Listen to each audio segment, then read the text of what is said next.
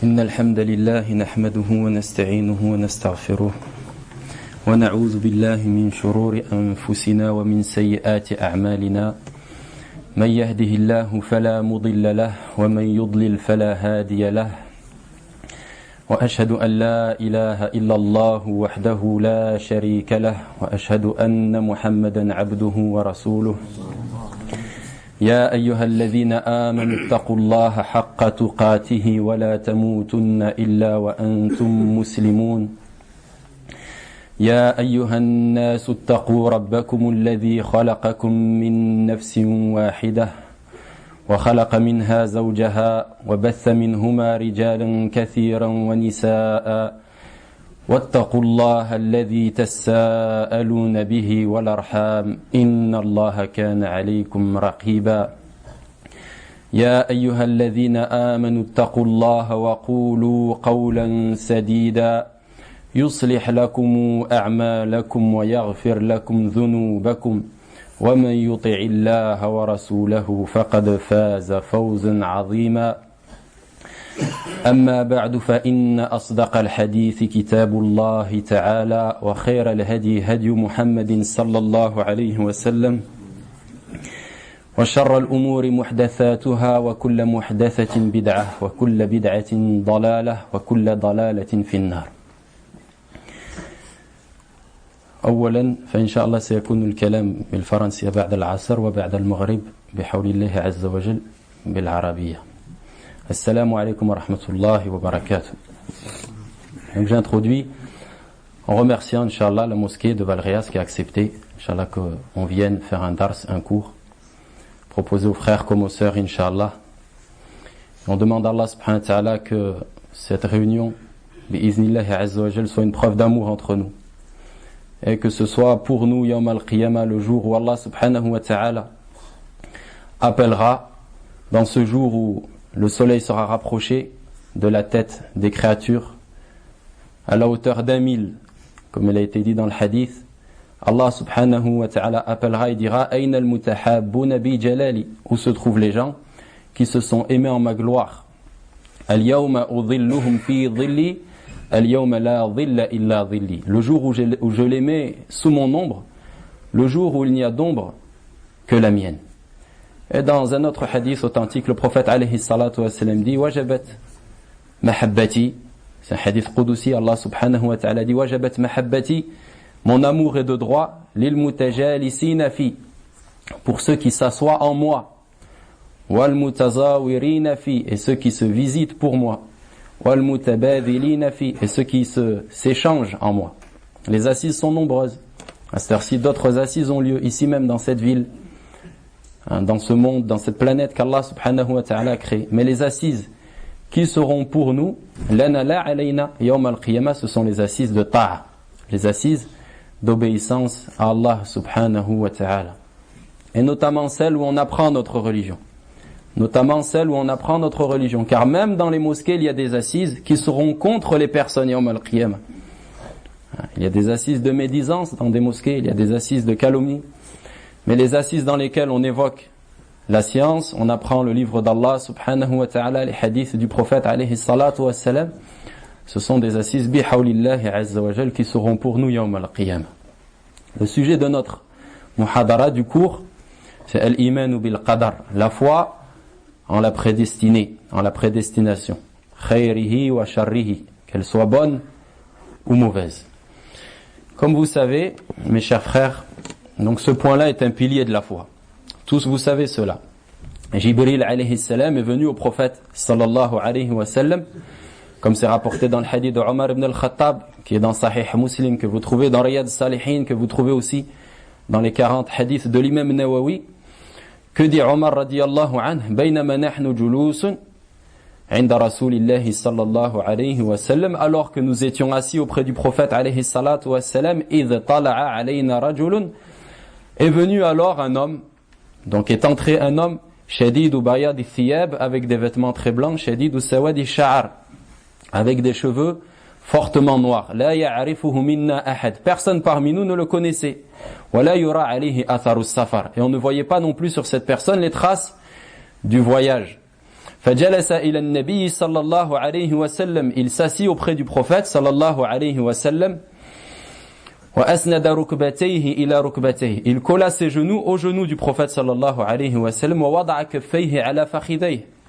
Et il posa ses mains sur ses cuisses. Des savants disent que c'est les cuisses du prophète alayhi salatu wa salam, et d'autres disent qu'il a posé ses propres mains sur ses cuisses à lui. Wallahu a'lam. Faqal, et il dit, Ya Muhammad, ô Muhammad, akhbirni anil islam. Informe-moi au sujet de l'islam. Faqal al-islam an tashhada an la ilaha illallah. L'islam, c'est que tu attestes qu'il n'y a de divinité qu'Allah. Wa anna Muhammadan Rasulullah, et que Muhammad est le messager d'Allah. Wa tuqima as-salah, et que tu pratiques la prière, donc les 5 prières obligatoires. Wa tu'ti az-zakah, que tu donnes la zakat, l'aumône légale. Wa tasuma Ramadan, et que tu jeûnes le mois de Ramadan. Wa tahujja al-bayta in istata'ta ilayhi sabila, et que tu fasses le pèlerinage donc à la maison sacrée si tu en as les moyens. Qala sadaqt. Donc cette personne qui questionnait a dit au prophète alayhi salatu wa salam, tu as dit vrai, ce que tu dis est vrai. Omar a dit fa'ajibna lahu yas'aluhu wa yusaddiquhu. Donc Omar dit on s'étonna de lui, il lui pose des questions et ensuite il lui confirme ses réponses. Puis il dit akhbirni anil iman. Informe-moi au sujet de la foi. Informe-moi au sujet de la foi. Qala an tu'mina billahi. Lui dit que c'est le fait de croire en Allah, wa malaikatihi et ses anges, wa kutubihi ses livres, wa rusulihi ses messagers, wa liyawmil akhiri et le jour dernier, wa an tu'mina, il a répété an tu'mina avant de dire al-qadar, wa an tu'mina bil qadari khairihi wa sharrihi, et que tu crois à la prédestinée, au qadar bon ou mauvais. Et le hadith continue ensuite, cet individu l'a questionné au sujet de al-ihsan, puis au sujet des signes de l'heure. Et à la fin du hadith, le prophète sallallahu alayhi wa sallam a dit, Ya Omar, ô Omar, atadri man is-sa'il, sais-tu qui est le questionneur, celui qui a posé les questions? Omar a répondu, Allah wa rasuluhu a'lam. Allah et son messager sont plus savants. Sous-entendant, je ne sais pas. Qala fa innahu Jibril, c'est Jibril. Ataakum yu'allimukum dinakum, c'est Jibril qui est venu vous enseigner votre religion.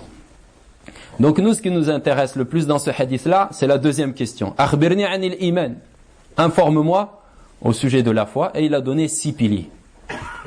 Croire en Allah, ses anges, ses livres, ses messagers, le jour dernier. Et nous, aujourd'hui, on va développer, Inch'Allah, le dernier pilier, le 6e, c'est la croyance à la prédestinée, qu'elle soit bonne ou qu'elle soit mauvaise. Et la science qui s'occupe donc de ces 6 piliers-là, c'est une science qui s'appelle al-aqidah, la croyance. La science s'occupant des 5 piliers qui ont été cités dans la première question.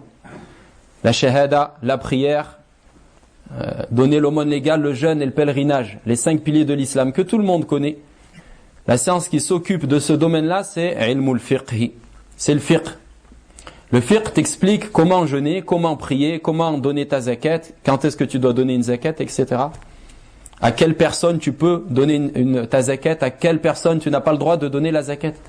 Donc quand on veut apprendre ces 5 piliers-là, et qu'on va à une librairie, qu'est-ce qu'on achète comme livre? Un livre de aqidah? Est-ce qu'on achète un livre de aqidah pour étudier les 5 piliers cités en réponse à la première question? Non. On demande au libraire, je voudrais un livre de fiqh.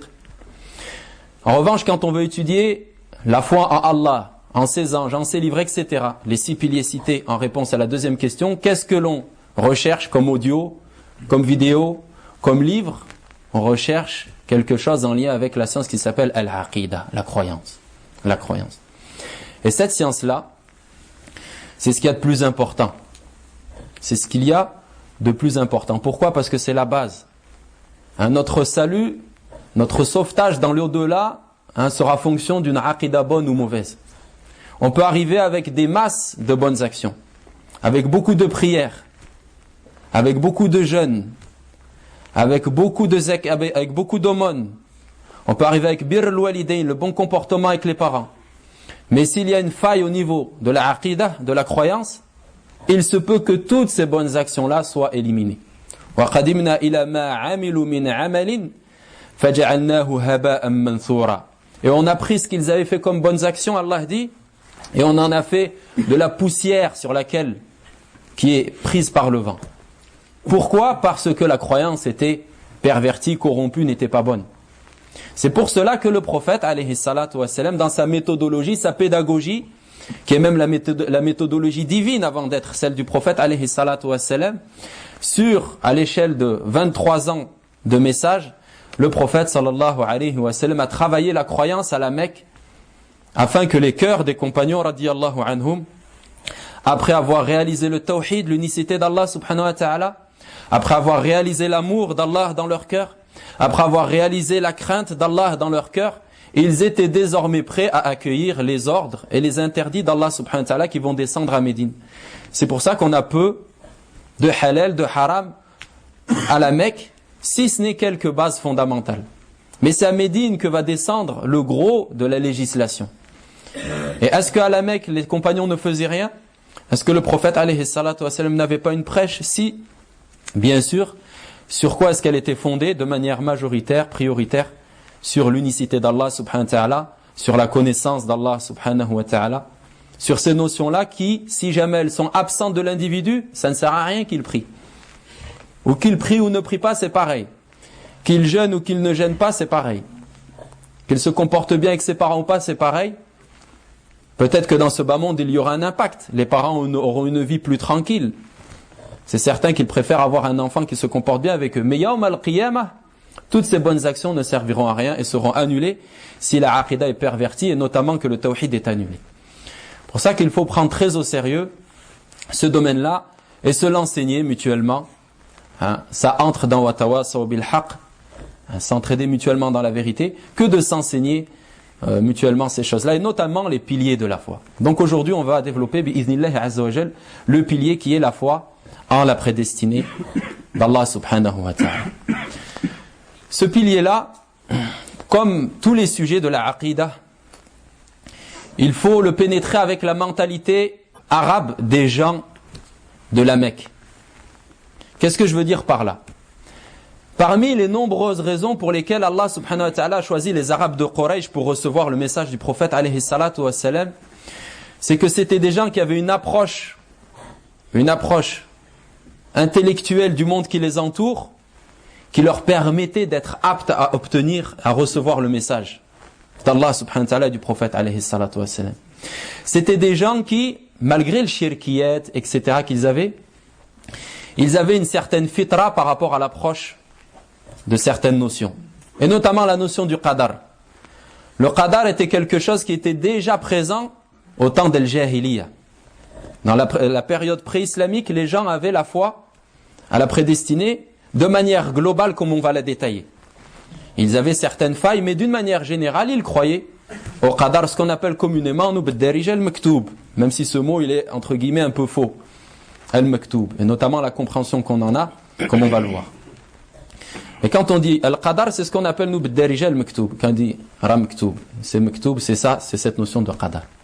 Donc les Arabes de la péninsule arabique, les gens de Quraysh notamment, ils avaient encore une certaine fitra et une certaine approche des notions et de la vie que n'avaient pas les gens de Rome ou les Perses. Ils n'étaient pas philosophes par rapport au monde qui les entoure, ne cherchaient pas le pourquoi du comment, mais c'était des gens qui étaient assez simplistes dans leur approche du monde qui les entoure. Et la aqidah doit être approchée avec cette mentalité. Celui qui va approcher la aqidah en donnant une lieutenance, un pouvoir total au cerveau, il va arriver à des moments, à des points d'interrogation auxquels il ne trouvera pas de réponse. Car quel est le nom de notre religion? Al-Islam, la soumission. Par le corps seulement? Non, aussi par la raison. Comme parfois tu ne comprends pas des choses que tu pratiques toute la journée. Pourquoi a-t-on fait 4 rak'at au asr et va-t-on en faire 3 à salat al-maghrib? Personne ne peut lever la main et donner la réponse. On n'a pas de réponse à cette question-là. Pourquoi est-ce qu'on lève la voix dans certaines rak'at et on la baisse dans d'autres? Il y a des sagesses que certains savants évoquent. Mais on ne peut pas dire c'est pour cette raison-là qu'on fait 2 rak'at le matin et qu'on en fait 4 à salat al-dhuhr. On n'a pas de véritable raison, c'est ce qu'on appelle quelque chose de ta'abboudi. C'est comme ça, sami'na wa ata'na. La aqidah dans ses grands fondements, elle est très simple. Dans ses fondements principaux, c'est quelque chose de simple. Mais l'islam, tout comme c'est la soumission du corps, c'est aussi la soumission de la raison. C'est la soumission de la raison. Pour ça qu'il faut entrer dans ces sujets-là avec beaucoup de fitra. Et de nombreux savants, donc en parlant du qadar de manière plus spécifique, disaient « Annahu sirrun min asrarillah » c'est un secret parmi les secrets d'Allah. Celui qui veut rentrer en détail dedans, il perdra la raison, il deviendra fou. Parce que c'est en lien avec Allah subhanahu wa ta'ala. Est-ce que toi tu englobes par ta science Allah subhanahu wa ta'ala? Non. Pour ça que des gens se sont égarés quand ils ont voulu comprendre les qualités d'Allah avec leur tête. Ils lisent dans le Coran bal yadahu mabsutatan, ses deux mains sont ouvertes. Yunfiqu kayfa yasha, il dépense comme il veut. Et quand ils rentrent avec leur raison, ils disent ce n'est pas possible qu'Allah ait des mains, puisque les humains ont des mains. Et Allah ne ressemble pas à ces créatures. Donc ils vont annuler ce verset, ou bien l'interpréter, alors que des gens meilleurs qu'eux, qui étaient les Sahaba radiyallahu anhum, quand ils ont entendu bal yadahu mabsutatan, personne n'a levé le doigt et a dit ya Rasulallah. Mais comment ça se fait que dans le Coran il y a écrit que Allah a des mains et nous aussi nous avons des mains? Il y a contradiction. Est-ce qu'on ressemble à Allah? Est-ce que Allah nous ressemble? Non, ils avaient une fitra. Ils avaient une certaine fitra qui faisait qu'ils ne philosophaient pas sur ces points-là. Le qadar de même, et de manière encore plus prioritaire, c'est un point qu'il faut aborder de manière assez simple, Inch'Allah, et toujours en restant un serviteur d'Allah subhanahu wa ta'ala. Et le musulman, il tourne avec les textes où tournent ces derniers. Si le texte, le hadith authentique dit va à droite, le musulman il va à droite. Et si le hadith dit va à gauche, tu pars avec lui à gauche. Et les premiers prédécesseurs n'aimaient pas que quelqu'un donne la suprématie à sa raison sur le texte. Ça fait partie des usul de Ahl-Sunnah. Ça fait partie des fondements des musulmans, des gens de la Sunna. Notamment nous qui vivons dans cette ambiance occidentale où la raison a raison sur tout, même sur les textes. Une fois, Abu Huraira radiyallahu anhu a rapporté un hadith, il était en présence de Abdullah ibn Abbas radiyallahu anhuma. Abu Huraira, il a dit سمعت رسول الله صلى الله عليه وسلم يقول تودأوا مما مست النار. Il a dit, j'ai entendu le prophète alayhi salatu wassalam dire, faites les ablutions de ce qui a été touché par le feu. Et dans le début de l'islam, effectivement, c'était mis en application ça. C'est-à-dire quand tu mangeais de la viande qui avait été cuite par le feu, tu devais faire les ablutions. Quand tu mangeais une nourriture cuite par le feu, tu devais faire les ablutions. Abdullah ibn Abbas, il a entendu ça et il a eu une réflexion. Il lui a dit, vois-tu, si jamais je faisais l'eau d'eau, je faisais les ablutions avec une eau chauffée sur le feu, est-ce que cette eau d'eau-là, il est auto-annulé, il est annulé par lui-même? C'est-à-dire cette eau d'eau que je vais faire avec cette eau chauffée à l'eau, parce que tu nous dis que ce qui est chauffé par le feu annule les ablutions et qu'il faut refaire ces ablutions. Donc si je fais l'eau d'eau avec une eau chauffée sur le feu, est-ce que cette ablution-là est annulée ou pas? Et ça, c'est pas, quand il y a le hadith, c'est sami'na wa ta'na. On n'entre pas avec ce type de raisonnement. Qu'est-ce qu'il a dit à Abu Huraira? Il a dit, ya bunay, idha haddathuka an rasulillahi sallallahu alayhi wa sallam, fala tadrib lil amthal. Il a dit, oh fiston, quand je te rapporte un hadith, ne me rapporte pas des paraboles comme ça. En gros, ne philosophe pas sur si jamais l'eau elle est chauffée ou etc. Et c'est ça le ubudiyya, la servitude réelle. C'est de comprendre qu'on est un petit atome dans cet univers et comment est-ce que l'on va comprendre tout ce qui se passe autour de nous. Donc nous arrivons au qadar bi'idhnillahi azza wa jal. Al-qadar, donc nous on va traduire par la prédestinée, donc c'est un pilier parmi les piliers de la foi. Man kafara bihi fahuwa kafir. Celui qui mécroit au qadar, qui dit que ça n'existe pas, qui n'y croit pas, jumlatan wa tafsila, qui n'y croit pas de manière globale et détaillée, qui l'annule complètement, il annule son islam. Tout comme celui qui ne croit pas à Allah, ou bien qui ne croit pas aux anges. Man kafara bi Jibril kafar, man kafara bi Mikail kafar, man kafara bi jami' al-malaika kafar, man kafara bi Zabur kafar, man kafara bil Injil kafar, man kafara bi Ayyub kafar, man kafara bi Moussa kafar. Ces piliers-là, les 6 piliers, celui qui mécroit au premier pilier, l'existence d'Allah subhanahu wa ta'ala. Bon, il y a consensus qu'il n'est pas musulman, qu'il est mécréant. De même, celui qui mécroit aux anges. Il dit les anges, ça n'existe pas. Je crois en Allah, je crois au Coran, je crois à tout l'islam. Mais les anges, non. Ça n'existe pas. Il est musulman? Il n'est pas musulman. Il a annulé un pilier, son islam s'effondre. Même s'il ne croit pas à un seul ange cité dans le Coran. Il dit, je crois à tous les anges, mais Jibril, celui-là, non. Je ne crois pas en lui. De même, car en réalité, il dément Allah subhanahu wa ta'ala et le Coran. De même, celui qui ne croit pas à tous les prophètes, ou bien qui ne croit pas à certains prophètes. Il dit, Moussa, non, ce n'était pas un prophète. Tous, je les accepte, mais Moussa, ce n'en était pas un. Ou bien Ayoub, ou bien Youssouf, alayhi salam. Celui-là, il dément le Coran. Et de même, donc, pour Al-Qadar. Celui qui dit, ça n'existe pas, la prédestinée. Sa foi est annulée. Donc c'est un pilier qu'il faut prendre au sérieux, Inch'Allah, et qu'on va essayer de détailler, bi'iznillah, avec le peu de temps qui nous est octroyé, Inch'Allah. Al-Qadar chez les gens, donc de Ahl Sunnah, chez les gens de la Sunnah, le Qadar, il est composé de 4 étapes. Al-Qadar, la prédestinée, est composé de 4 étapes. Al-Ilmu, la science. Al-Kitabatu, l'écriture. Al-Mashi'atu, la volonté divine. Wal-Khalqu, la création. Je répète les 4 étapes qu'on va détailler. La première, c'est Al-Ilm, la science. On va dire quel type de science, qu'est-ce que l'on veut dire par la science. Ensuite, Al-Kitabah, l'écriture. On va détailler qu'est-ce que l'écriture. Al-Mashi'ah, la volonté d'Allah, la volonté divine. Et Al-Khalq, la création. Et dans ces points-là, des gens ont pris des mauvais chemins, ils se sont égarés, mais nous, on ne va pas s'attarder sur eux. Nous, ce qui nous intéresse, c'est apprendre ce qui est la vérité, Inch'Allah, et ce avec quoi est venu le prophète, alayhi salatu wassalam. Qu'est-ce qu'on veut dire par al-ilm? Quand on dit al-qadar, quelque chose est écrit, quelque chose est prédestiné. Hada maktoub. Hada maktoub. Quelqu'un, il est tombé par terre. Qaddar Allah wa ma sha'a fa'al. On m'a volé mon argent. Qaddar Allah wa ma sha'a fa'al. Telle chose était prédestinée et Allah a fait ce qu'il voulait, a fait ce qu'il a voulu. Qu'est-ce qu'on veut dire par là? Qu'est-ce qu'on veut dire par al-qadar d'une manière générale? On a dit ces 4 étapes. La première, c'est ilmullah, la science d'Allah subhanahu wa ta'ala. Al-azali, la science d'Allah éternelle, de toute chose et de tout ce qui n'a pas été de manière globale et détaillée.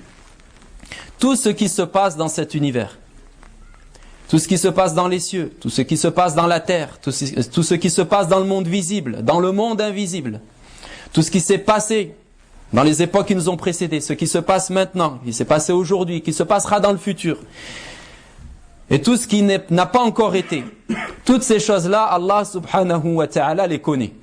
Allah subhanahu wa ta'ala les connaît et les englobe de sa science infinie, azali. Sa science azali, ça c'est l'infini dans le passé.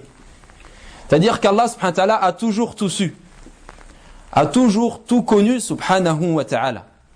Avant même que l'événement ait lieu, Allah subhanahu wa ta'ala connaissait cette chose-là.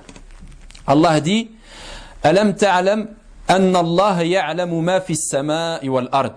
Ne sais-tu pas qu'Allah sait ce qu'il y a dans le ciel et sur terre? Tout ce qui se passe, Allah le sait. Allah subhanahu wa ta'ala dit Wallahu bi kulli shay'in alim. Et Allah est omniscient, il sait tout. Allah dit Allahu la ilaha illahu alimul ghaybi wa shahada. Huwa ar-Rahmanur Rahim. Allah, pas de divinité si ce n'est lui. Alimul ghayb, connaisseur de l'invisible. Wa shahada, et du visible. Huwa ar-Rahman, c'est le tout miséricordieux. Ar-Rahim, le très miséricordieux. Ou bien Ar-Rahman, le très miséricordieux. Ar-Rahim, le tout miséricordieux. Ces versets-là nous montrent qu'Allah subhanahu wa ta'ala sait tout. Et notamment le verset Wallahu bi kulli shay'in alim. Allah est connaisseur de tout. Ça c'est min alfadhil umum, ça fait partie des expressions qui englobent tout. A-t-on le droit de sortir une unité comme ça, sans preuve? Est-ce que j'ai le droit de dire cette chose-là, Allah ne la connaissait pas? Non, elle entre dans ce verset Wallahu bi kulli shay'in alim. Donc le passé entre dans ce verset-là Wallahu bi kulli shay'in alim? Oui ou non? Oui. Le présent entre dans ce verset Wallahu bi kulli shay'in alim. Le futur entre dans ce verset-là Wallahu bi kulli shay'in alim. Naam. Allah a toujours tout su. A toujours tout connu. Dans le global et le détaillé. Il a su qu'il allait y avoir une première guerre mondiale entre les différents pays qui ont participé à celle-ci. Et il a su le nombre de de victimes allemandes, de victimes françaises, etc., de chaque pays. Quel soldat est tombé à tel moment. Et il a su que des années plus tard, il y en aurait une deuxième. Et il a connu la date du début, de la fin, le nombre de soldats morts, le nombre de balles tirées. Il a tout connu dans le global et le détaillé. Subhanahu wa ta'ala. Concernant tous les événements qui ont lieu. Donc ça c'est le premier point et ça c'est un asl, c'est un fondement. Allahu ya'lamu kulla shay, ilmuhu as-sabiqu, al-azali, bi kulli ka'inin, wa ma lam yakun, jumlatan wa tafsila. Allah a toujours tout su de ce qui a lieu, de ce qui n'a même pas eu lieu, et de que ce qui n'a pas eu lieu, s'il devait avoir lieu, comment il serait, de manière globale et détaillée à la lumière des versets que l'on a vus. Après cette première étape de la science, Allah subhanahu wa ta'ala donc sait tout. Donc ça c'est une qualité d'Allah subhanahu wa ta'ala, al-ilm. Et le point qui est important c'est que ce ilm il est azali. Il n'a pas de début. Il n'y a pas un début, à un instant T, Allah a su que telle chose allait avoir lieu. Il a toujours su. Tout le temps. Dans l'infini du passé. Subhanahu wa ta'ala. Ensuite cette science-là, des événements qui vont avoir lieu, tout ce qui se passe aujourd'hui, Allah subhanahu wa ta'ala l'a écrit. Al-kitabatu. Allah l'a écrit. Fil lawhil mahfoud. Dans la table gardée. Aussi on appelle ça al-imamul mubin. C'est un nom aussi de la table gardée. Allah subhanahu wa ta'ala a écrit cela. Il a créé une plume et il a dit à cette plume-là, écrit. Awwalu ma khalaqahu Allahu al-qalam. Dans le hadith authentique, la première chose qu'Allah a créée, c'est la plume. Faqala lahu uktub. Il lui a dit écris. Qala ma aktub. Il lui a dit qu'est-ce que je dois écrire? Qala uktub mimma huwa ka'in ila yawm al-qiyamah. Il lui a dit écris de ce qu'il y a maintenant jusqu'au jour dernier. Et la plume a écrit. Elle a tout écrit, tout ce qui se passe, tout ce qui s'est passé et tout ce qui se passera, ça a été écrit. Alam ta'alam, Allah dit, Alam ta'alam anna Allah ya'lamu ma fi as-sama'i wal ard, inna dhalika fi kitab. Ne sais-tu pas que Allah sait ce qu'il y a dans le ciel et la terre? Ceci se trouve dans un livre. Allah dit dans Surat Yasin, wa kulla shay'in ahsaynahu fi imamin mubin. Et toute chose, nous l'avons donc dénombré, nous l'avons déterminé, fi imamin mubin. C'est la table gardée dans un imam, un guide, un livre évident. Allah subhanahu wa ta'ala dit wa indahu mafatihul ghaib la ya'lamuha illa hu. Et c'est lui qui possède les clés de l'invisible. Seul lui subhanahu wa ta'ala les connaît.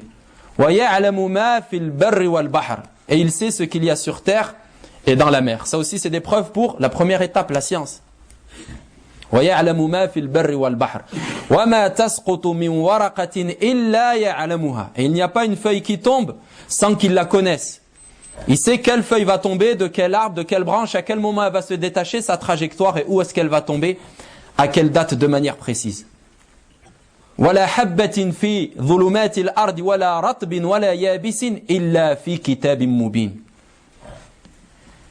Et il n'y a pas donc quelque chose non plus qui tombe dans les ténèbres de la nuit, ni quelque chose de dur ou bien de mou, humide, sans que ce soit dans un livre évident, Al-Lawh al-Mahfoud. Donc cette science d'Allah subhanahu wa ta'ala, Allah l'a écrit dans les tables gardées. Les deux étapes sont comprises? Non, c'est compris. Le prophète alayhi salatu wa salam dit dans un hadith rapporté par Muslim, كتب الله مقادير الخلائق قبل أن يخلق السماوات والأرض ب50,000 سنة وكان عرشه على الماء. Allah a écrit la prédestinée de toutes les créatures avant la création des cieux et de la terre, 50,000 ans avant la création des cieux et de la terre. Et son trône était sur l'eau. Donc tout ce qui se passe est écrit. Sans aucune exception. Je lève le bras droit, c'était écrit. Je cligne de l'œil, c'était écrit. Un meurtre a lieu, ça a été écrit. Une sadaqa a lieu, ça a été écrit. Une guerre se fait, c'était écrit. Quelqu'un trébuche du trottoir, tombe, c'était écrit. Le nombre de gouttes de pluie qui tombent, c'était écrit. Le nombre de flocons de neige, c'était écrit. Le nombre de gens qui vont se marier cette année, c'était écrit. Qui vont divorcer.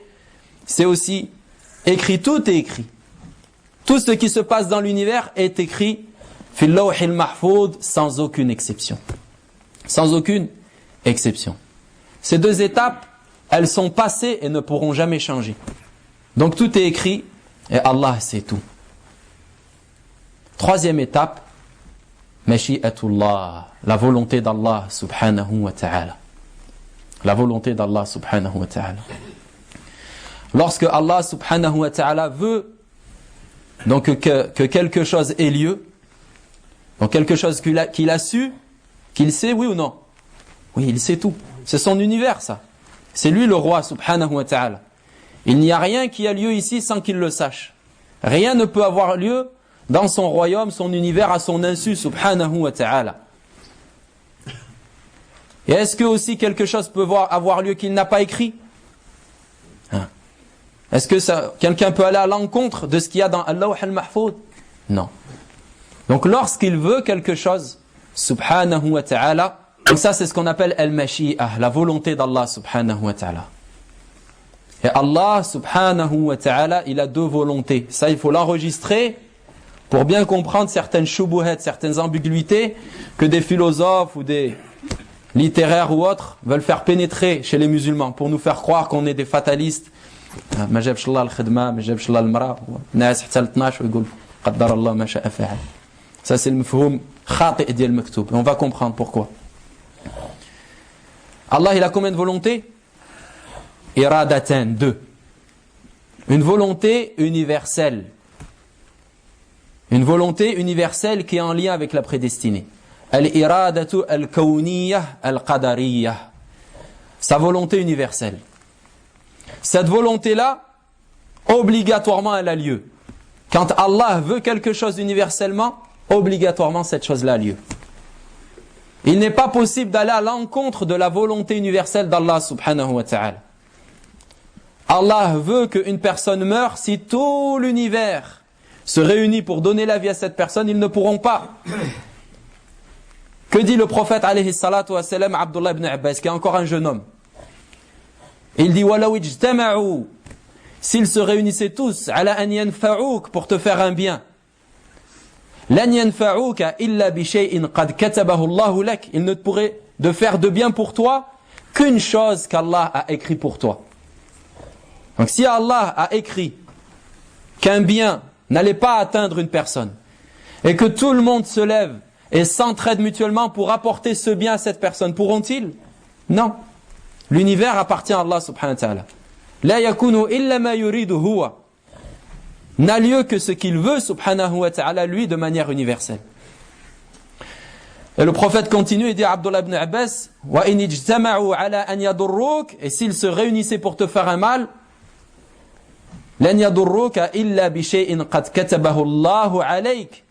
Il ne pourrait te faire de mal que ce que Allah a écrit contre toi. Rufi'atil aqlam, les plumes sont levées, wa jaffatis suhuf, et les parchemins sont secs, c'est terminé, on ne peut plus changer ça. Donc si Allah veut quelque chose universellement, ceci aura lieu obligatoirement. Mais il a une autre volonté, c'est la volonté al-irada al-shar'iyya, la volonté législative. Ça, c'est ce que Allah a ordonné et interdit de manière, dans le sens adoratoire, dans le sens de la religion. Est-ce que Allah veut que toute l'humanité jeûne le mois de Ramadan? C'est que pour les Arabes? C'est pour toute la planète. Est-ce qu'il veut que toute l'humanité prie? Oui. Est-ce qu'il veut que tous les enfants se comportent bien avec leurs parents? Oui. Est-ce qu'il veut que tout le monde prenne soin du pauvre, de l'orphelin, de la veuve? Oui. Mais est-ce que ça a lieu, ça, dans le monde? Non. Ça, c'est sa volonté shar'iyya. Tu peux aller à l'encontre de cette volonté-là. Allah te dit jeûne, toi tu dis non, je ne veux pas jeûner. Allah te dit prie, tu dis non, je ne veux pas prier. Mais Allah te dit meurs de manière universelle. Tu peux dire non, je ne veux pas mourir. Tu mourras. Tu mourras que tu le veuilles ou pas. Dis, il ne nous arrive que ce que Allah a écrit pour nous. Donc ce que Allah a écrit pour toi, ça c'est sa volonté universelle, ça aura lieu. Sa volonté législative, il te dit fais, si tu veux tu ne fais pas. Et il te dit ne fais pas, et si tu veux tu fais. Allah, il a interdit le vol, donc il ne veut pas de manière législative que les gens volent. Mais certains volent. Il ne veut pas qu'il y ait le meurtre de manière injuste. Et certains font des meurtres. Etc. Il n'aime pas le mensonge et il ne veut pas qu'il y ait mensonge. Et certains mentent. Donc il faut bien comprendre que ce qui a lieu dans ce monde-là, les événements qui ont lieu, est-ce que c'est le résultat de sa volonté universelle directement ou de sa volonté législative? Hein? Sa volonté universelle. C'est sa volonté universelle. Si cette chose a lieu, c'est parce que Allah l'a voulu. Maintenant, il faut comprendre que la volonté, al-irada shar'iyya d'Allah subhanahu wa ta'ala, elle est toujours en lien avec son amour. Allah, il a ordonné le jeûne. Allah aime le jeûne? Est-ce que Allah, il aime as-siyam? Allah, il a ordonné sadaqa. Allah yuhibbu sadaqa. Est-ce que Allah aime sadaqa? Bon. Allah a interdit le meurtre. Allah aime le meurtre ou déteste le meurtre? Déteste le meurtre. Allah a interdit le mensonge. Il aime ou déteste le mensonge? Donc ce qu'il a ordonné législativement, c'est ce qu'il aime. Et ce qu'il a interdit législativement, c'est ce qu'il déteste. Donc la irada shar'iyya, sa volonté législative, elle est toujours en lien avec son amour. En revanche, sa irada kawniyya, sa volonté universelle, ça, ce n'est pas en lien obligatoirement avec son amour. Et il se peut qu'il y ait des choses qui aient lieu. On a fait salat al-asr. On a fait salat al-asr. Allah l'a voulu universellement ou pas? Ben oui, ça a eu lieu. Donc Allah a voulu que c'était écrit dans l'Awh al-Mahfoud. Tous ceux qui étaient là, ils étaient marqués là-haut. Il y avait écrit un tel, il va faire l'asr. Lui, il va rater une rak'a. Lui, deux, lui va arriver à la fin. L'imam lui a fait salam. Chacun, comment Allah il lui avait écrit sa situation. Et Allah aussi, législativement, il voulait cela. Il voulait cela, subhanahu wa ta'ala. Mais il y a des choses qu'Allah n'aime pas et qui ont lieu dans ce monde-là. Ce qu'il y a de le vol, le mensonge, le meurtre, ça a lieu ou pas? Ça a lieu. Et pourtant Allah ne l'aime pas. Donc la question classique de certains mécréants. Vous dites que votre Dieu il existe. Hein? Et vous dites faut pas voler tout ça. Mais pourtant il y a ça dans le monde là. Hein? Alors il n'existe pas. Conclusion, ton Dieu il n'existe pas. Parce que s'il existait, normalement il n'y aurait pas tout ça. Il devrait contrôler son monde. Pourquoi il y a des meurtres? Pourquoi il y a des orphelins? Pourquoi il y a un fou, il rentre avec un fusil, il tue 35 gamins dans une maternelle? La réponse est simple. La réponse, elle est très simple. La irada, la volonté universelle, elle n'est pas en lien avec ce que Allah aime obligatoirement. Allah met dans ce monde-là, il fait des situations que lui n'aime pas, subhanahu wa ta'ala, comme le meurtre, tout ce que l'on peut voir de mauvais. Mais il y a une hikmah. Les actes d'Allah, subhanahu wa ta'ala, ils sont jamais vides de hikmah. Ils sont jamais vides de hikmah, de sagesse. Tout ce qui a lieu dans ce monde-là, eh bien, il y a une sagesse dans cet événement-là. Et c'est ce qu'on appelle al-hikmatu al-balira. Al-hikmatu al-balira. La sagesse suprême d'Allah subhanahu wa ta'ala. Nous, on ne comprend pas parfois. Comme on va voir, comme Moussa n'a pas compris certaines notions. Avec le Khadir, comme on va voir, on ne comprend pas. On dit, mais comment ça se fait qu'il se passe ça? Mais dans le grand dessein EIN d'Allah subhanahu wa ta'ala, pas dessein IN, dans le grand dessein d'Allah subhanahu wa ta'ala, il y a une sagesse. Que peut-être toi, avec ton cerveau humain restreint, tu ne comprendras pas. S'il y a une mort, que les gens ont fait un accident, le couple est parti et que 4 enfants sont restés en bas âge, il y a une sagesse. Et dans cet événement-là, il y a une hikmah et une rahma. Jamais les événements d'Allah subhanahu wa ta'ala sont vides de hikmah, sagesse et rahma. Parce que parmi ces noms, subhanahu wa ta'ala, Ar-Rahman. Ar-Rahman. Et Ar-Rahman ala wazni fa'lan. Ar-Rahman, c'est selon la construction fa'lan. Al-Ghadban. Vous connaissez Al-Ghadban? C'est plus que Ghadib. Ghadib, c'est en colère. Mais Ghadban, plein de colère. Sakran, ça veut dire quoi? Il est sous. Ar-Rahman, c'est celui qui est plein de rahma, subhanahu wa ta'ala. Et dans tous ces actes, il y a une miséricorde. Et aussi Al-Hakim parmi ses noms. Parmi ses noms, c'est le sage. Donc il a la qualité de rahma, Allah subhanahu wa ta'ala. C'est une qualité qui ne le quitte jamais. Et aussi il a la qualité de hikmah. C'est une qualité qui jamais ne le quitte. Donc quand il y a un événement dans son royaume, c'est un événement dans lequel il y a une rahma. Et dans lequel il y a une hikmah. Que parfois nous allons comprendre et parfois nous n'allons pas comprendre. D'où cet apprentissage de Moussa alayhi salam auprès d'Al-Khadir. Lorsque quelqu'un de Ben Israël a dit à Moussa alayhi salam, Man a'lamun nas, qui est le plus savant? Et Moussa a dit, c'est moi. C'est moi, c'est normal, c'est Kalimullah, il parle à Allah subhanahu wa ta'ala. Allah subhanahu wa ta'ala lui a dit, tu vas aller au confluent des deux mers et tu vas rencontrer quelqu'un qui est plus savant que toi et tu vas prendre une science auprès de lui. Et Moussa est allé avec Yusha alayhi salam, qui sera lui aussi prophète. Et ils sont partis, vous connaissez l'histoire, ils avaient un poisson. Et le signe c'était qu'arrivé au confluent des deux mers, ce poisson allait reprendre la vie et s'enfuir. Et ils avaient grillé ce poisson-là, arrivé au confluent des deux mers. Moussa alayhi salam dormait, Yusha était encore réveillé, le poisson a repris vie et est parti dans la mer. Et ils ont dépassé le confluent. Lorsque Moussa s'est réveillé, alayhi salam, il a dit à Yusha, où est-ce que se trouve notre repas? Il a dit, j'ai oublié, c'est Satan qui m'a ansanihi illa shaytanu an adhkurah, j'ai oublié de me rappeler de ça, c'est Shaitan qui m'a fait oublier. Et ils sont repartis sur leur pas. Et ils ont rencontré donc cette personne-là, Khadir, qui est un prophète selon l'avis le plus authentique des savants, wallahu a'lam. Moussa alayhi salam, étant un prophète, a fait preuve de modestie et a demandé à Khadir est-ce qu'il pouvait prendre de sa science. Khadir lui a dit, innaka lan tastati'a ma'i sabra, tu ne pourras pas patienter avec moi. Qala satajiduni insha'Allahu sabira wa la a'si laka amra. Tu me trouveras insha'Allah. Insha'Allah. C'est comme ça qu'elle étudie en science, pas sûr de lui. Insha'Allah sabira. Tu me trouveras patient. Wa la a'si laka amra. Et je ne te désobéirai pas. Qala fa in ittaba'tani fala tas'alni an shay'in hatta uhditha laka minhu dhikra.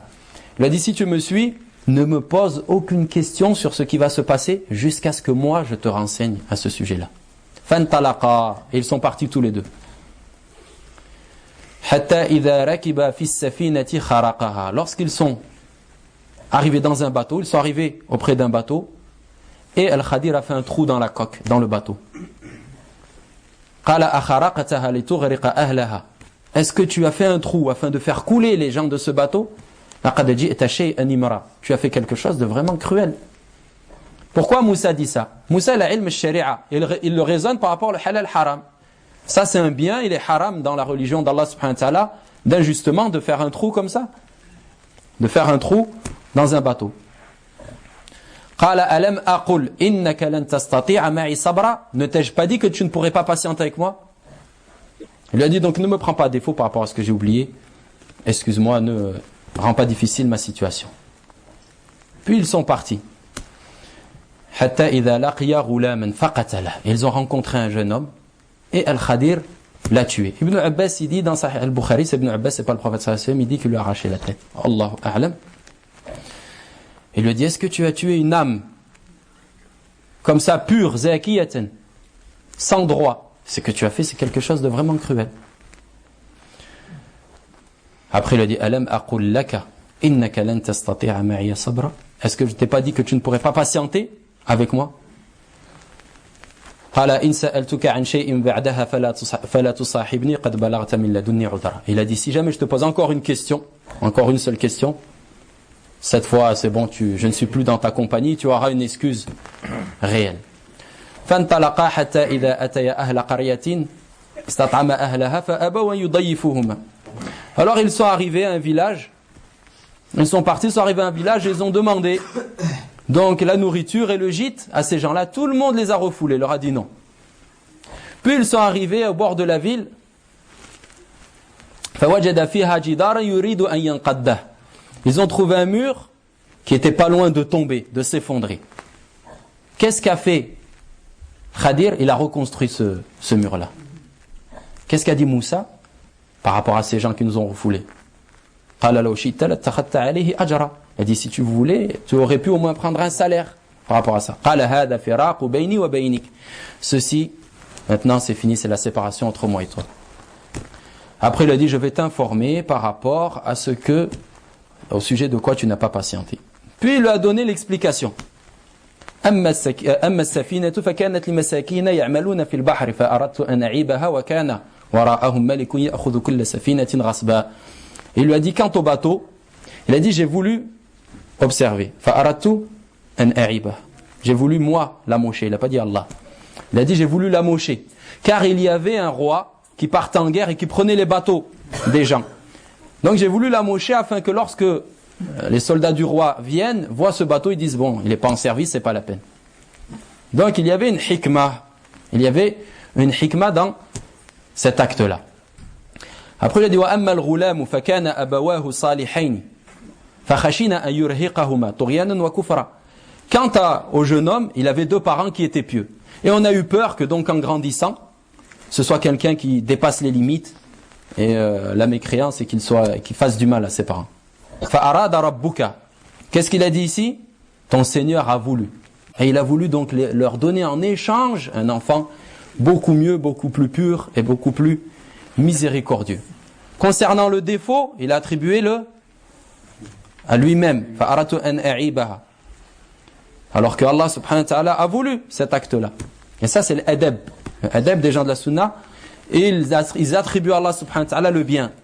Ce qui est reconnu comme bien en termes d'événements et d'actes. Et le mal, il se l'attribue à lui-même. C'est pour ça que quand tu veux jurer par Allah, tu peux dire wa khaliqis sama, wa rabbis sama. Mais tu peux pas dire wa rabbil khinzir, mathalan. Est-ce que tu peux dire ça? هذا من الأدب. Mais هذا حق أو باطل؟ هل الله رب هذه المخلوقات؟ نعم, Allah c'est leur Seigneur, c'est lui qui les a créés, c'est lui qui les abreuve. لكن ليس من الأدب. Ça ne fait pas partie de la discipline avec Allah, de la politesse avec Allah subhanahu wa ta'ala. Ensuite, وأما الجدار فكان لغلامين يتيمين في المدينة وكان تحته كنز لهما. Quant au mur, il appartenait à 2 orphelins qui habitaient dans la ville et il y avait en dessous un trésor. Et ton Seigneur, kadalik, ton Seigneur a voulu donc ayabloura ashuddahuma, qu'ils atteignent leur âge de maturité et qu'ils sortent ce trésor-là. Car si jamais le mur s'effondrait et que le trésor sortait avant qu'ils arrivent à un âge de maturité, ils seraient partis pour rien. Et leur père était quelqu'un de pieux et il leur avait mis ce trésor-là. Leur père, wa kana abuhuma salihan. Leur père était quelqu'un de pieux, il a voulu donc leur laisser cela pour que lorsqu'ils grandissent, ils puissent subvenir à leurs besoins. Moussa alayhi salam, à chaque fois n'avait pas patienté. Pourquoi? Parce qu'il raisonnait sur le dhahir. Il raisonnait sur l'apparence de ces actes-là. Qui sont des actes en apparence qui sont mauvais. Et qu'est-ce qu'a dit Khadir? Parce qu'on ne peut pas ouvrir la porte alors nous de faire le mal et de dire qu'il y a une hikmah. Wa ma fa'altuhu an amri. Je ne l'ai pas fait de moi-même. Je ne l'ai pas fait de moi-même. Ça c'est une preuve de la prophétie. Que la vie plus authentique, c'est que Khadir est un prophète. Il a fait cela par wahi. Il a fait cela par révélation d'Allah subhanahu wa ta'ala. De même, toi, tu ne vois pas certaines sagesses dans des choses qui arrivent. Et celui qui voit, qui du moins sait que Allah subhanahu wa ta'ala est toujours qualifié de sagesse. Et que tous les événements qui ont lieu dans cet univers-là sont une preuve de sa sagesse, jamais il ne va se plaindre de ce qui est arrivé. Il peut être attristé. Il peut être en colère par rapport à l'événement, mais pas par rapport à celui qui l'a fait. Certaines personnes perdent un enfant. Pourquoi moi? Qu'est-ce que j'ai fait? Tu n'as rien fait. Tu n'as pas besoin de faire pour que tu perdes un enfant. Allah subhanahu wa ta'ala t'a enlevé cet enfant-là, c'est une sagesse de sa part.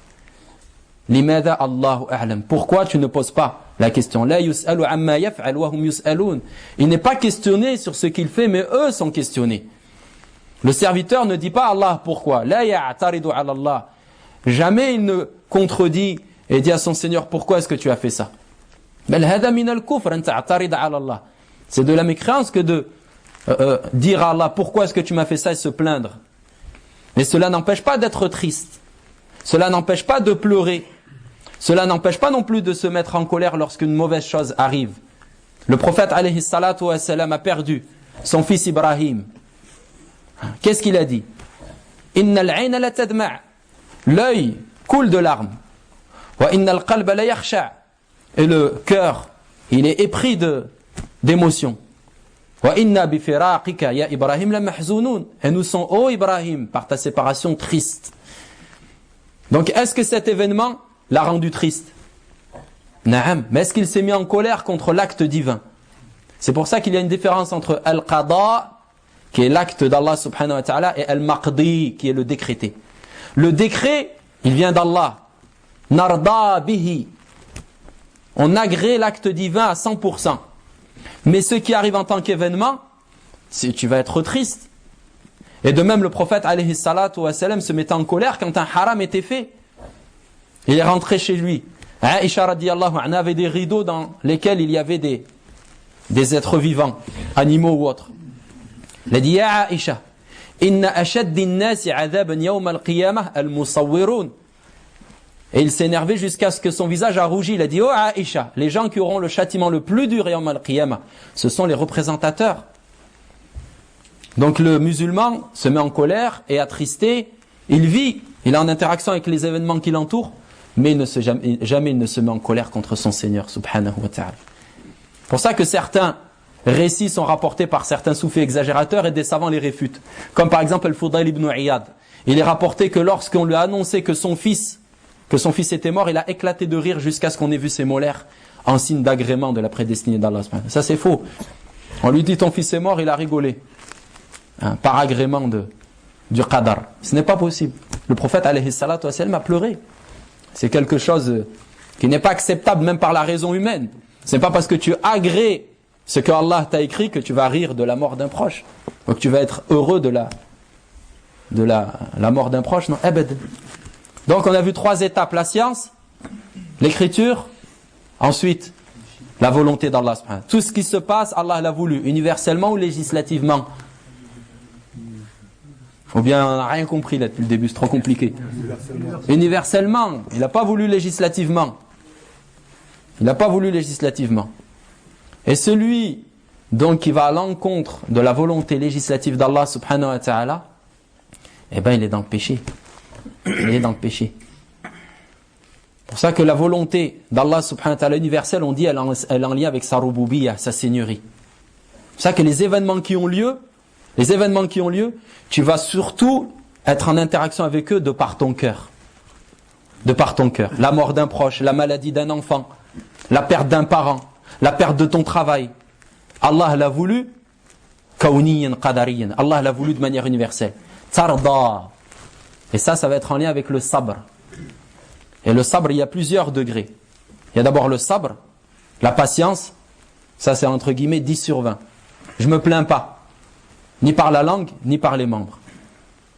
Après, il y a au-dessus, il y a ar-rida, j'agrée. Après, il y a al-shukr, je remercie Allah subhanahu wa ta'ala. La pire des musibas qu'ont eu les sahaba radiallahu anhum, c'est la mort du prophète sallallahu alayhi wa sallam. Lorsque le prophète alayhi salatu wa sallam est mort, les sahaba qui ont la meilleure aqidah, qui ont la meilleure croyance et la meilleure compréhension de la prédestinée, tous ont dit alhamdulillah, qaddara Allah wa ma sha'a fa'al. C'est le choix d'Allah terminé. Non, ils étaient attristés.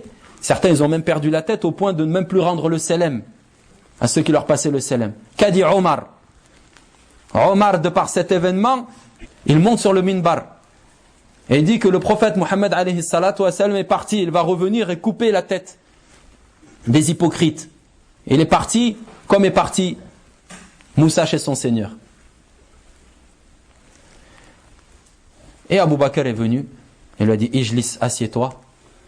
Et ensuite, il a dit sa célèbre phrase que celui qui adorait Mohammed, qu'il sache que Mohammed est mort, et que celui qui adorait Allah, qu'il sache que Allah est vivant et ne meurt jamais. Et il a lu le verset wa ma Muhammadun illa rasulun qad khalat min qablihi ar-rusul afa immata aw qutila inqalabtum ala a'qabikum wa man yanqalib ala aqibayhi falan yadurra Allah shay'a wa sayajzi Allahu, ça c'est important, ash-shakirin. Pourquoi le shukr il est venu dans ce verset là? La musiba est descendue, c'est une catastrophe, le prophète sallallahu alayhi wa sallam est mort, mais pourtant Allah il dit qu'Allah va récompenser les remerciateurs. C'est ceux qui continuent d'agir. Parce que le remerciement, c'est plus que le hamd. Le hamd, c'est avec la langue, le cœur, mais pas avec les membres. Le shukr, c'est aussi avec le corps. Le prophète est mort, continuez. Transmettez, priez, jeûnez, ushkurullah. Comme Allah dit, i'malu ala Daoud shukra. Œuvrez aux familles de Daoud par remerciement. Donc on remercie Allah et on agrée tout ce qui se passe. Mais concernant ce qu'il nous a ordonné législativement, c'est avec le cœur et aussi avec le corps là qu'il faut agir. Allah t'a dit de prier, il faut prier. Allah t'a dit de jeûner, il faut jeûner. Allah t'a dit de faire des sadaqas, il faut faire des sadaqas. De bien te comporter avec tes parents, tu le fais bien. Et la ubudiyya, le sens même de notre création. C'est là que l'enjeu se trouve. C'est par rapport à sa irada shar'iyya. Allah t'a ordonné des choses législativement, il faut obéir. Et on a dit que l'amour d'Allah subhanahu wa ta'ala, il se trouve dans sa volonté universelle ou bien sa volonté législative. L'amour d'Allah, législative. Donc toi, tu es un abid, tu es un adorateur. وَمَا خَلَقْتُ الْجِنَّ وَالْإِنسَ إِلَّا لِيَعْبُدُونَ. Je n'ai créé les génies et les hommes seulement pour qu'ils m'adorent. La ibada. C'est quoi la définition de l'ibada? Comme a dit Cheikh Ibn Taymiyyah, ismun jami'un lima yuhibbuhu Allah wa yardah min al-aqwali wal-af'ali adh-dhahirati wal-batinah. C'est un nom qui englobe tout ce que Allah aime et agrée comme paroles et actes intérieurs et extérieurs. Toi, c'est ça que tu cherches. Tu cherches les domaines qu'Allah aime. Qu'est-ce que Allah aime? Allah, il t'a fait le cadeau, le livre est descendu, il te dit j'aime ça, j'aime ça, j'aime ça, j'aime ça. Tout ce qu'il t'ordonne, il aime. Et cherche ce que Allah déteste pour ne pas le faire. Et de même, dans son livre, il te dit ne fais pas ça, ne fais pas ça. Donc il déteste ça. Et son prophète, alayhi salatu wassalam, dans de nombreuses paroles et dans ses actes, t'a montré ce que Allah aime et ce que Allah n'aime pas. Donc tu n'as plus qu'à appliquer. Et celui qui applique, là-bas il sera récompensé, Inch'Allah, par un paradis large comme les cieux et la terre. Quatrième étape, al-khalq. Allah crée. Donc Allah sait tout, il l'a écrit, ensuite il la veut. Terminé? Non, après il la crée. Il crée cette chose-là. Il va créer. Donc concernant les événements qui ont lieu, c'est clair. Mais c'est où qu'après il y a le point d'interrogation? C'est par rapport à nos actes, nous. Comment Allah il a créé le meurtre du meurtrier? Comment Allah a créé le vol du voleur? Le vol qui a lieu dans l'univers d'Allah, Allah l'a créé ou pas? Bon, c'est simple, hein. La question, la réponse est très simple. À chaque fois qu'on te dit, est-ce que Allah a créé 3 petits points? La réponse est oui. La réponse n'existe pas. La réponse non n'existe pas pour est-ce que Allah a créé quelque chose? Allah subhanahu wa ta'ala, il a tout créé.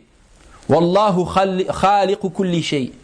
Wallahu khaliqu kulli shay'in. Allah est le créateur de toutes choses. Un meurtre a lieu. Allah aime ça? Il l'a voulu législativement? Oui. Non, non. Législativement? Non. Universellement? Oui. Il a créé ce meurtre? Oui. Il a fait ce meurtre? Non. Non. Bon, on arrive à un point qui est important. Tout ce qui a lieu, Allah l'a créé. Par rapport à nos actes, nous, ça c'est un point d'aqida qui est important. Normalement, on n'a pas trop à le développer, nous on est débutants. C'est khalqu af'al al-ibad. Est-ce que Allah est le créateur ou pas de nos actes? Il y a des sectes qui se sont égarées qui ont dit non. Il y en a qui disent non. C'est-à-dire, de manière indépendante, on agit à 100%. Non, Allah subhanahu wa ta'ala a créé nos actes. Comment? Quand moi je lève le bras droit, Allah il a créé cet acte ou pas? Oui. Est-ce que c'est lui qui a levé le bras? Non, c'est moi. Sinon il n'y aurait pas de jugement là-haut. Parce qu'on va arriver à des points qui sont importants. Inch'Allah qu'on ne manque pas de temps. Allah il a donné à tout humain. Et ceux qui n'ont pas cela, ils n'ont pas de teklif. Ils ne sont pas responsables. Il a donné une qudra et une mashi'a, une volonté. Lorsque je lève mon bras droit, il s'est levé tout seul? Non. Là c'est moi qui l'ai levé? Ou c'est quelqu'un qui est venu qui a fait ça? Si quelqu'un vient, se lève, prend ma manche et fait ça, c'est moi qui a levé le bras droit? Non. Ou c'est lui? C'est lui, c'est pas moi. Oui, C'est lui, il a pris mon vêtement, il a levé mon bras droit. Est-ce que j'ai voulu que mon bras se lève? Non, il s'est levé sans que je le veuille. Et est-ce que j'ai eu besoin d'une force pour lever ce bras droit? Non, je n'ai pas eu besoin de force. Mais quand je le lève comme ça tout seul, on dit que Allah a créé cet acte parce qu'il m'a donné 2 choses. Une volonté, je veux là ouvrir mes doigts. C'est qui les ouvre? C'est Tariq ou quelqu'un d'autre? C'est moi là. C'est écrit dans l'Awh al-Mahfouz, j'allais ouvrir. Hein, après. Et j'ai donc par ma volonté, et j'ai la force aussi. Si je suis paralysé par mon bras droit, mais je veux le soulever, je vais le soulever? Non. Donc là-bas c'est pas écrit. Et Allah n'a pas créé cela, il ne le veut pas. Il ne le veut pas universellement, parce que ça n'a pas lieu. Et si j'ai la force, mais je veux pas, j'ai pas envie de lever mon bras. Laissez-moi tranquille, je veux pas le lever. Je le lève pas. Donc mes actes, c'est moi qui les fais. Mais Allah les a créés car c'est lui qui m'a donné cette force et c'est lui qui m'a donné cette volonté subhanahu wa ta'ala.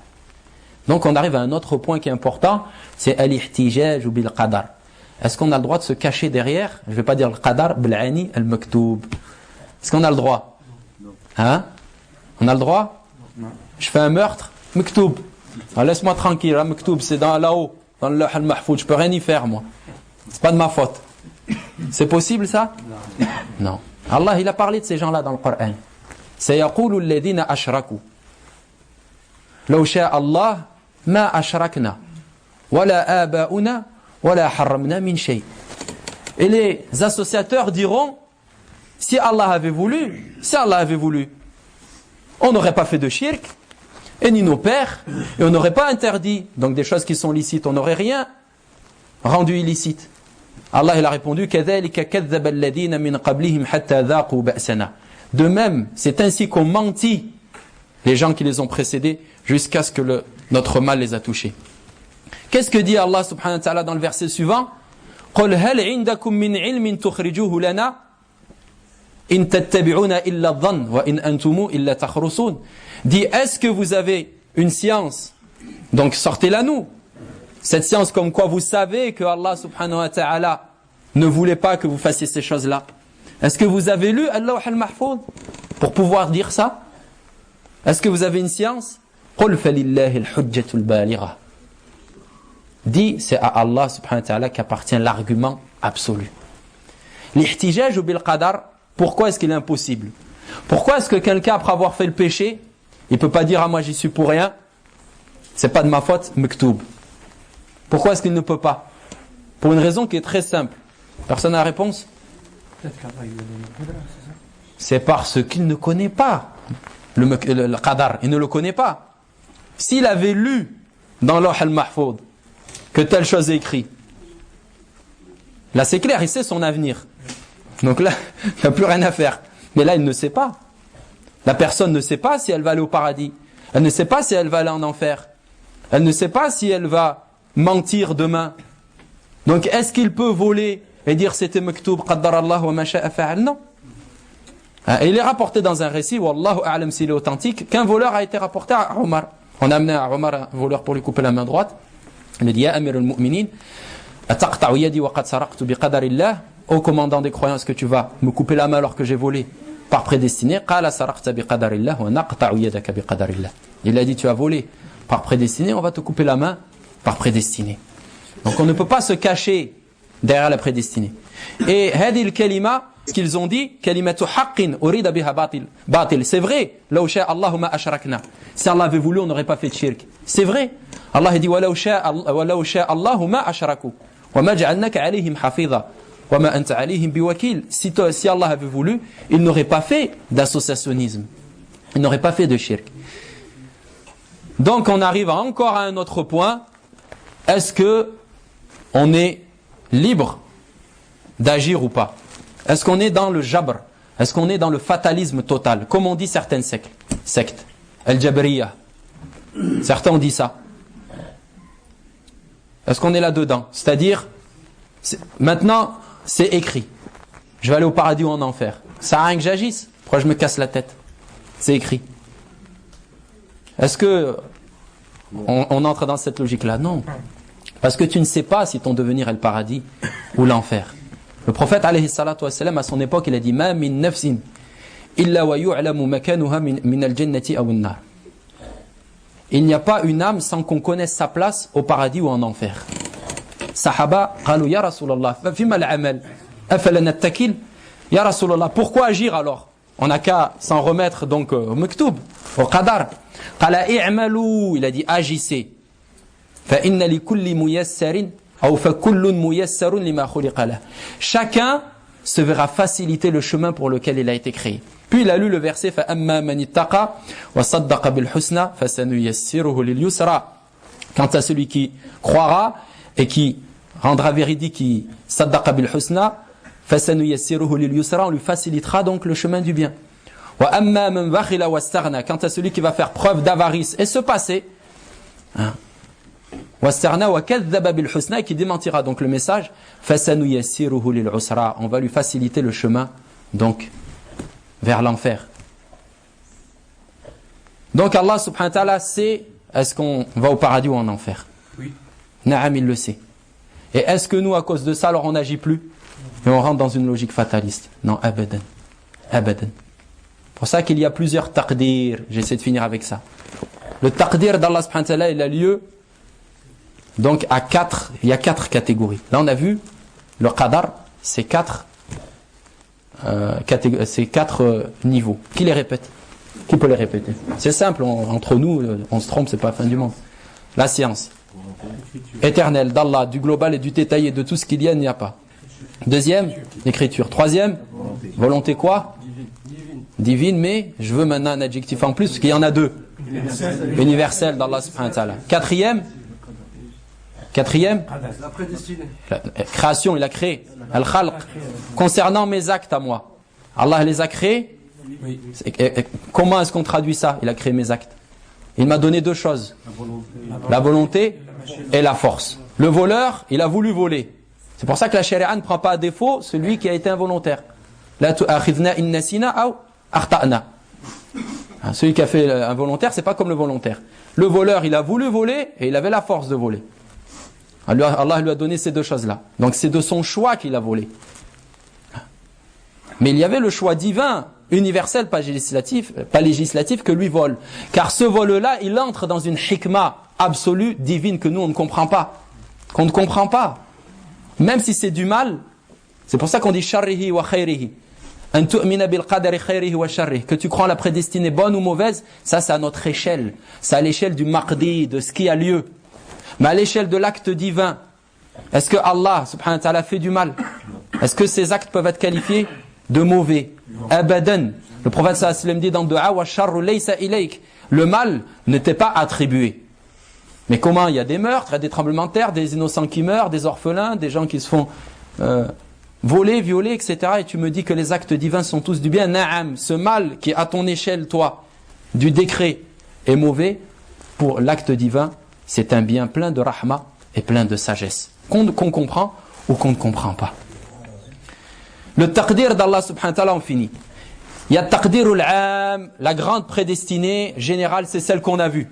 Écriture, science, écriture, volonté et création. Après, il y a at-taqdiru al-umuri, la prédestinée de la vie. Allah va écrire au 4e mois de chaque individu la prédestinée de sa vie. Ça, c'est le hadith d'Abdullah ibn Mas'ud. يجمع خلق أحدكم في بطن أمه 40 يوما نطفة ثم يكون علقة مثل ذلك ثم يكون مضغة مثل ذلك ثم يرسل إليه الملك فينفخ فيه الروح ويؤمر ب4 كلمات بكتب رزقه وأجله وعمله وشقي أو سعيد فوالله الذي لا إله إلا هو إلى آخر الحديث. Abdullah ibn Mas'ud radiyallahu anhu, il a dit, on a entendu le véridique rendu véridique. سمعت رسول الله صلى الله عليه وسلم الصادق المصدوق حدثنا الصادق المصدوق. Le véridique rendu véridique par Allah a dit que la création de l'un d'entre vous, donc les humains, elle se fait 40 jours dans le ventre de la mère sous la forme d'une goutte de sperme, puis 40 jours sous la forme d'une adhérence, puis 40 jours sous la forme d'un morceau de chair mâchée. Donc 3 fois 40, 4 mois. Au bout du 4e mois, un ange est envoyé qui va insuffler l'âme et il lui a ordonné d'écrire 4 choses. Ça c'est le taqdir umuri. C'est la prédestinée donc de la vie. 4 choses. Donc sa durée de vie, son risque, sa prédestinée, sa subsistance, tout ce qu'il va manger, boire, les véhicules qu'il va avoir, les vêtements, est-ce qu'il va se marier, pas se marier, ses diplômes, tout ce qu'il va obtenir dans sa vie. Donc sa durée de vie, sa subsistance, ses actes, et aussi est-ce qu'il va être parmi ceux qui réussissent ou ceux qui échouent, donc est-ce qu'il va au paradis ou en enfer. Ça c'est le taqdir umuri. Après il y a le taqdir sanawi, qui est dit dans Surat al-Dukhan. Allah subhanahu wa ta'ala parle de Laylat al-Qadr, il dit fiha yufraqu kullu amrin hakim. Beaucoup de salaf rahimahumullah, les sahaba et autres, ont dit que dans cette nuit-là, Allah écrit qui va mourir, qui va naître, qui va faire le hajj, qui va faire l'umrah, qui va faire tawbah, qui va kfur, qui va apostasier, tout ce qui va se passer à l'échelle de l'année, ça se fait quand? Laylat al-Qadr. Laylat al-Qadr. 4e taqdir, at-taqdir al-yawmi. Le taqdir, c'est-à-dire la prédestinée journalière. Yas'aluhu man fis samawati wal ard. Le questionne ceux qui sont dans les cieux et la terre. Kulla yawmin huwa fi sha'n. Tous les jours, Allah est dans une affaire différente. Et de même, il donne à boire à celui-là, manger à celui-là, il fait vivre celui-là, mourir celui-là, il élève celui-là, il rabaisse celui-là, il donne le pouvoir à celui-là, il enlève le pouvoir de celui-là. Et ça, c'est un taqdir yawmi. C'est un taqdir yawmi. Maintenant, on arrive à quelque chose qui est important. C'est les musulmans. Comment est-ce qu'ils se comportent par rapport au qadar? Les fruits du qadar. Parmi les plus grands fruits du qadar, c'est que le musulman, il utilise les causes. Et ne connaissant pas justement le devenir de la situation, c'est quelqu'un justement qui se bat pour arriver à ce qu'il veut. Donc tu ne sais pas si tu vas au paradis, toi. Et tu ne sais pas si tu vas en enfer. Mais Allah subhanahu wa ta'ala le sait. Et il y en a certains mécréants qui n'acceptent pas. C'est comment ça, Allah il sait, moi je veux au paradis ou en enfer. Moi je veux pas ça. C'est-à-dire je suis créé pour le paradis ou l'enfer. Allah subhanahu wa ta'ala sait où tu vas aller. Il t'a donné une force. Et il t'a donné aussi une volonté. Tu ne sais pas où tu vas aller. Œuvre alors. Œuvre. Fais le bien. Crains Allah. Prie. Fais ce qu'il t'a ordonné en tant que pilier, obligation. Délaisse le haram. Délaisse les grands péchés. Yawm al-qiyamah. Bi'idhnillahi azza wa jal. Na'am. Si tu fais partie des gens du bien, tu iras au paradis. Et si tu fais le mal, et tu vis dans le kufr, la mécréance, l'innovation, etc., eh ben tu seras parmi les gens de l'enfer.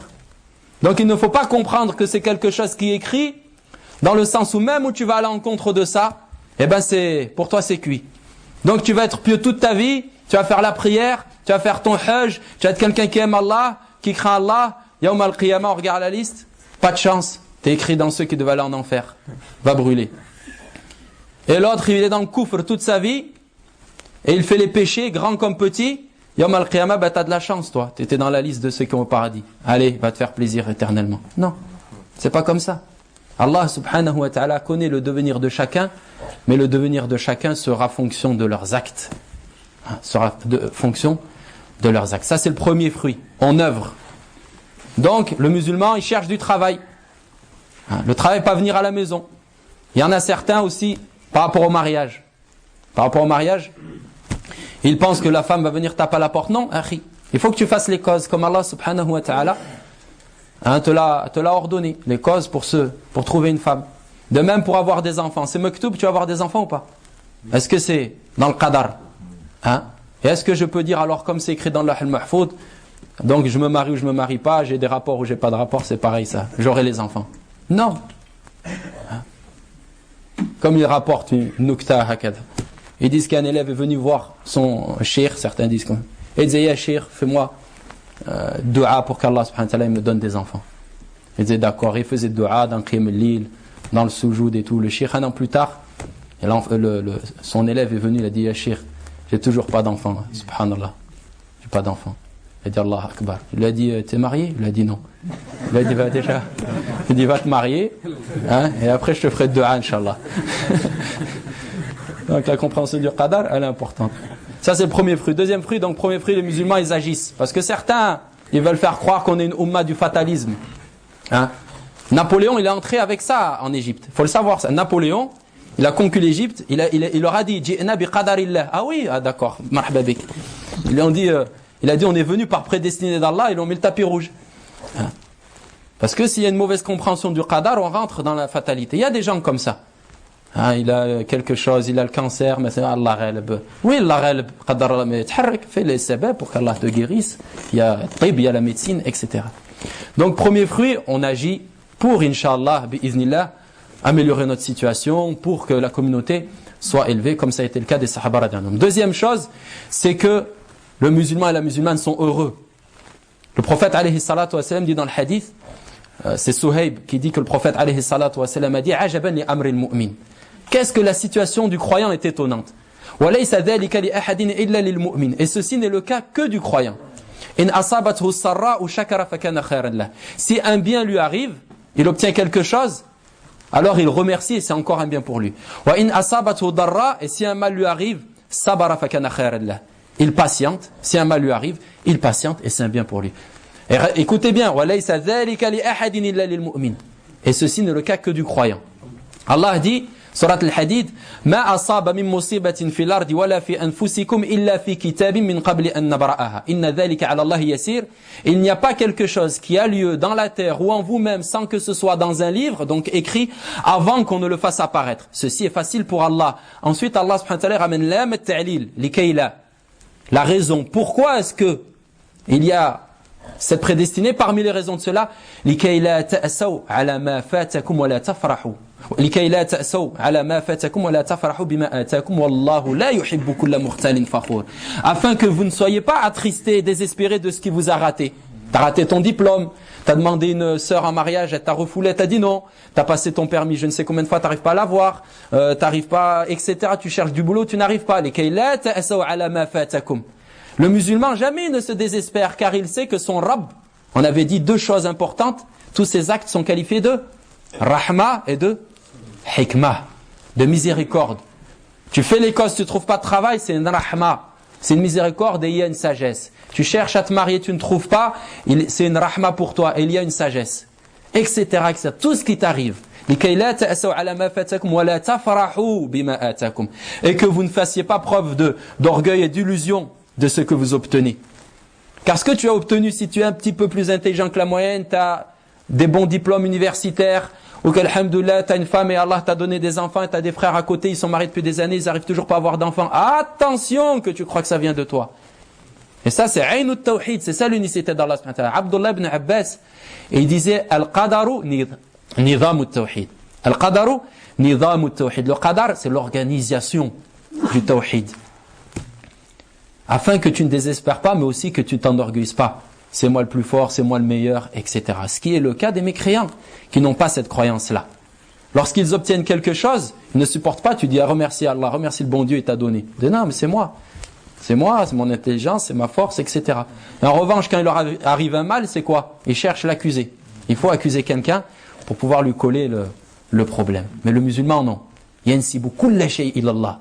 Le prophète alayhi salatu wassalam, après avoir reconquis la Mecque, il entre après des années de bataille. Combien de sahaba sont morts, fi sabilillah, combien d'argent dépensé pour pouvoir établir le tawhid dans la péninsule arabique. Il entre à la Mecque avec la tête baissée comme ça sur sa monture. Qu'est-ce qu'il dit? Après toutes ces causes qu'il a dépensées et faites, Alhamdulillah, la louange est à Allah. Alladhi nasara abdah, qui a donné victoire à son serviteur. Wa anjaza wa'dah, et qui a concrétisé sa promesse. Wa hazama al-ahzab, regarde l'unicité du prophète. Wa hazama al-ahzab wahdah, et qui a terrassé les coalisés tout seul. Combien de batailles, combien de Hamza il est mort, combien de Allahu Akbar. وهزم الأحزاب وحده الحمد لله الذي أعطاني الباك وحده الحمد لله الذي زوجني وحده الحمد لله الذي ما شاء الله أنجح تجارتي وحده. Tout revient à Allah subhanahu wa ta'ala. Ça c'est encore un des fruits du qadar. Et le dar c'est long, l'ilmu indallah, on ne peut pas aller plus loin. Je vois que j'ai déjà abusé, il reste qu'une heure, le temps d'un frère se mélange ainsi que les sœurs. Wallahu a'lam. Donc je conclue en disant que ce point, il faut, Inch'Allah, l'étudier, ainsi que tous les points de la aqidah. Et la aqidah, c'est notre fondement, c'est le cœur même de notre religion. Et les gens qui veulent du mal à notre religion attaquent par la aqidah. Ils savent que c'est ce point-là, que si jamais il est effrité, détruit, tout le reste, en réalité, est mis sur quelque chose qui est fragile et qui ne tient pas debout. Donc il faut essayer de remplir nos mosquées comme ça, de cercles, essayer de s'enseigner les uns les autres ces choses-là. والله أعلم وصلى اللهم على سيدنا محمد وآله وصحبه أجمعين بارك الله فيكم.